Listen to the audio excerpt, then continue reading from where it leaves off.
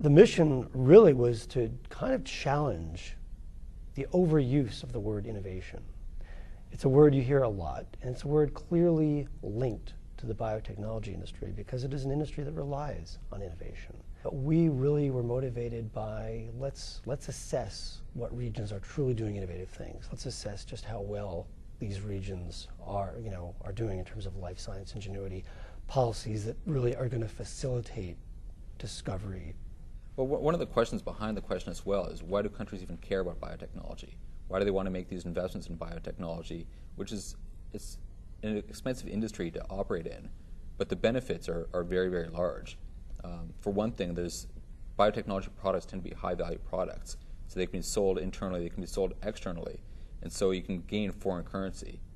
They can also, it also supports high-paying jobs, and so you can increase the quality of life in your own country. And perhaps most importantly, they can have an impact on society's health, on the environment. There was times when things were really good for most companies, and now the large companies with a lot of money coming in are doing well and are in a very, very enviable position. And the smaller companies are certainly finding new ways to deal with the challenges.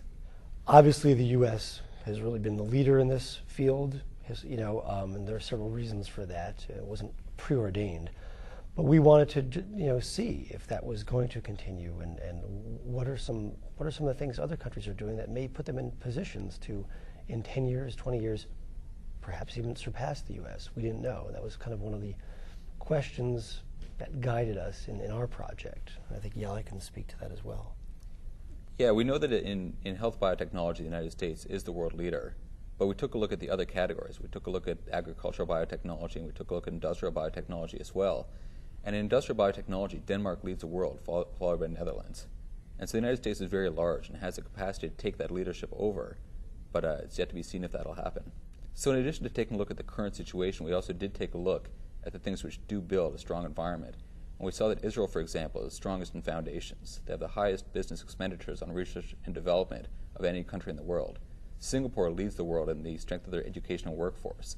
And these are the sorts of things which countries can focus on to build the foundations, the elements for a strong innovation-based industry like biotechnology. But I think the education in the United States is very, very strong, but people tend to forget that the United States is a large, large country. And so the very strong states have phenomenal education systems that are on par with the best in the world.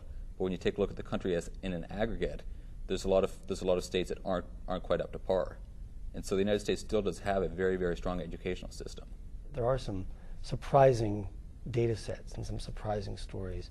And we found some interesting ones. I think Denmark was one interesting surprise because it's a very small country, but it really does punch above its weight in terms of life science innovation. And part of that is historic because it was a country that produced beer and cheese, and those are products that actually rely on microbiological processes. Fermentation. So fermentation, of course, which is kind of the first biotech innovation, obviously thousands of years old.